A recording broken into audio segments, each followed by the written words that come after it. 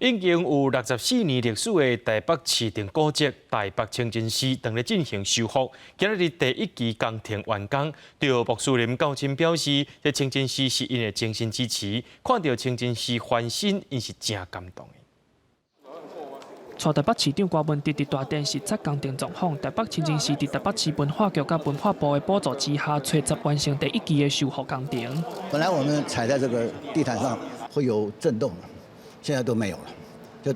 然后我们也把这个整个大殿重新做了油漆。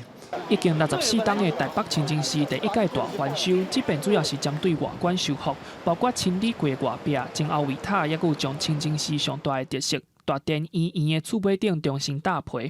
台北清真寺常务董事马炳尧表示，看到这个翻新，伊有影真感动。不只是对我们本地穆斯林，就是说，其实因为台湾现在外劳很多，那你也知道外劳很多印尼人或者渔工，那清真寺对他们来说，可能比我们更具有一个意义。所以我们其实修也很多原因是为这些外劳，希望给他们一些更多的精神上的安慰，让他们离家背景。